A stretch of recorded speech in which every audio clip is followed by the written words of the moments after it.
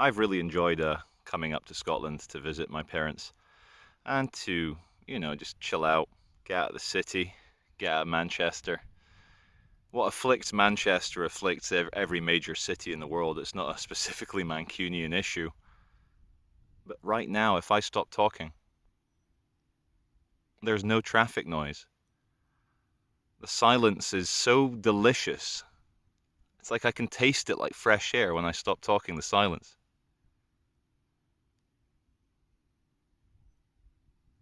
You can actually hear insects buzzing like 20 meters away. I'm not used to this kind of peace.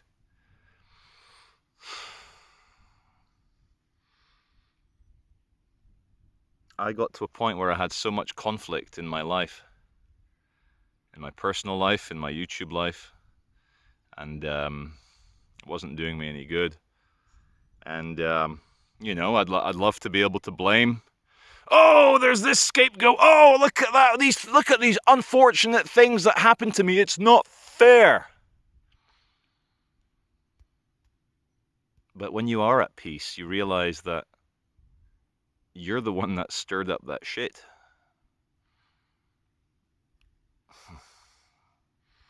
And if you don't stir up the shit, it eventually hardens, might turn white in the 1980s, and it'll just fade away. But if you come across a one-day-old dog shit, and you start poking it with a stick, you're gonna get the very strong smell of dog shit again. And that's what I was doing with my life. So let this trip to Scotland be a rebirth for me. I'm kind of using you guys as a personal diary now. I hope you don't mind. Let this trip, Charlie, be your rebirth. You need to quit a few very bad habits. You need to not seek out conflict. There's enough beauty and wonder in this world without adding negative vibes. I miss my children like crazy. There's no peace when you're not with your children. I'm trying to keep as busy as I can. There is some wonder and happiness in being with my elderly parents. That's equally as important as a family man. You can't just... In the West, we have a big problem with discarding old people. Oh, look, the old person isn't working. They're not useful anymore. Oh, look, they're a bit slower. They might not be as talkative or as fun or as active. Oh, look, they've got all these health problems. You hear that buzzing insect? That's how quiet it is here. And, everyone's life has value regardless of how useful you are. This isn't Thomas the Tank Engine. You don't need to be useful. You can cause confusion and delay. Don't worry about what the fat controller says. You don't need to be a useful engine. There's a There's a famous film and the song that went with it. The world is not enough. Was it James Bond? Probably. The world is not enough. Classic message to put in a movie studio capitalist production designed to get bums on seats of young, impressionable people who like fashion and travel and women and intrigue and secret agents. But Charlie and associated viewers, to discard the diary thing for a minute, the world is enough. It's always been enough. There is no glory, no beauty.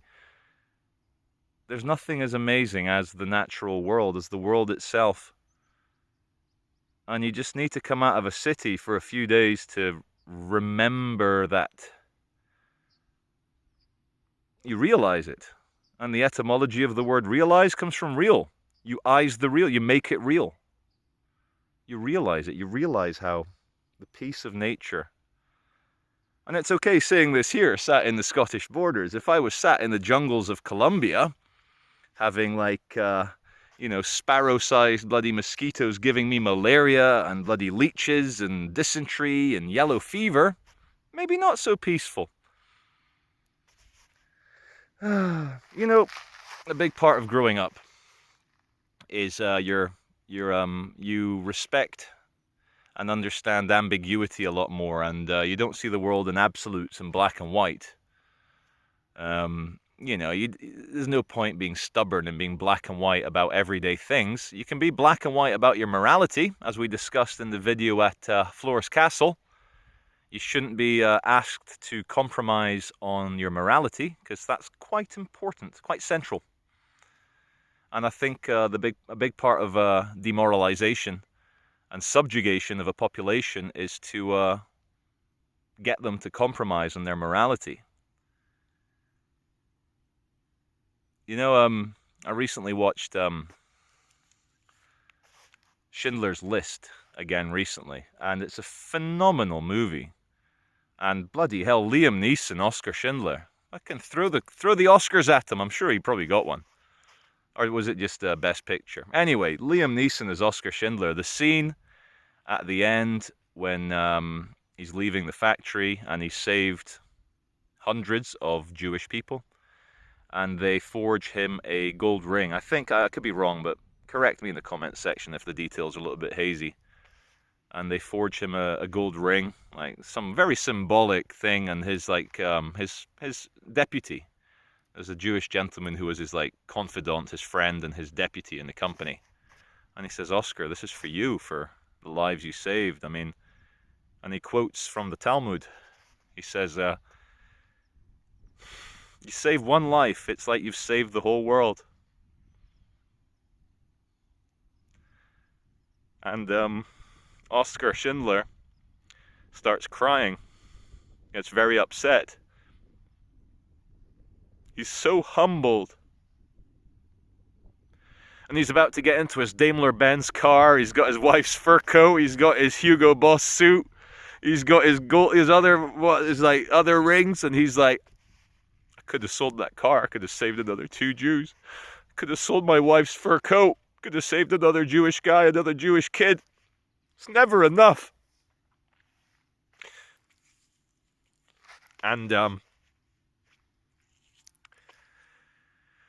I'm not crying at fiction here, guys. That was a true story.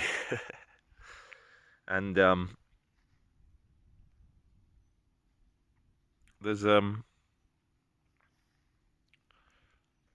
moments like that. There's nothing like helping other people. And we all do it in our own weird way. And for me, the 3 happiest moments of my life were the birth of my 3 children. That was but a not too distant fourth in a different, an order of magnitude here, like the birth of my children here, but the next rung down, the incredible response I had from my viewers. And I forget, we get so caught up in the drama, you forget just how lovely people are. And how much good vibes there is for someone who is struggling.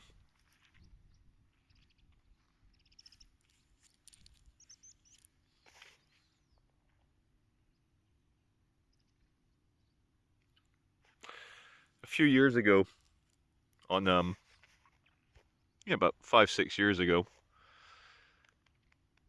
I had nowhere to go. My parents were abroad. I think they were Brazil or France, I can't remember. And I wasn't welcome in the family home for Christmas. And I thought, being Christmas, come on, it's the season of forgiveness. And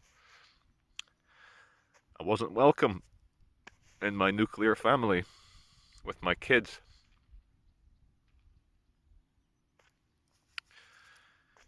And my very good friend Harry,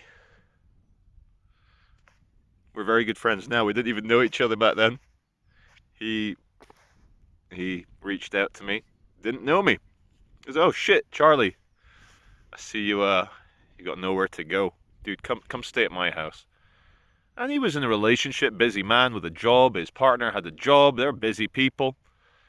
And up in just nearby Worley in Lancashire, Billington. he took me in for Christmas, and he was my family that year for Christmas.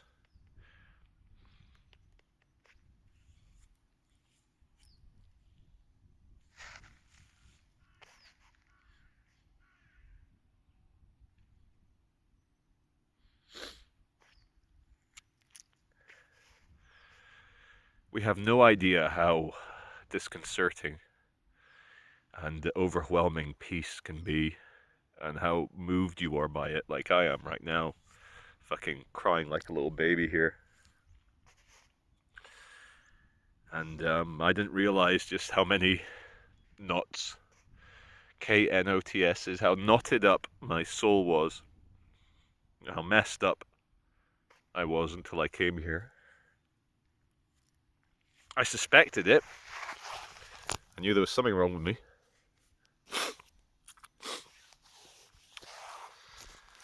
So let's end it, let's say. Let's wipe these fucking tears away. I get overwhelmed. I don't do this. Maybe I need to do it. But please give thanks to all the people in your life that love you.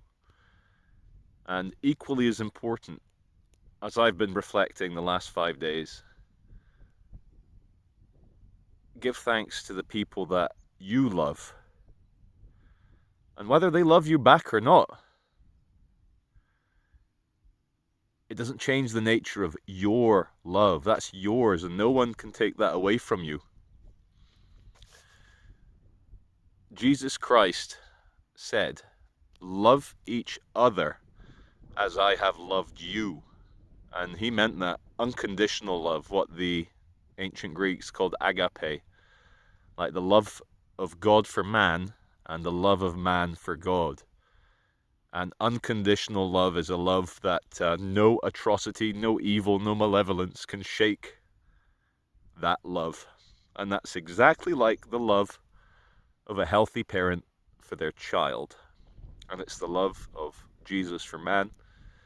And the terrifying prospect here, guys, is we've got to try and love each other as Jesus has loved us. I'm not going to go into any more Christian theology or bash the Bible or anything, but the philosophical accounts that you can learn from Christianity are extremely important, and they've stood the test of time. And it's yeah. This is Charlie Veitch at Smailham Tower, just near Kelso, near Galashiels, near the Eildon Hills. We're very close to the William Wallace Monument from yesterday. And it's 17.5 degrees at 5:10 in the afternoon. And it's beautiful. And I thank the weather. I've had some good luck with the weather. And it's all helped me come out of my darkness. Can you imagine if I came up and it was like heavy rain every day, windy, heavy rain? But it hasn't been. And thank you, weather. Not to bring too many gods into it, but thank you, Helios.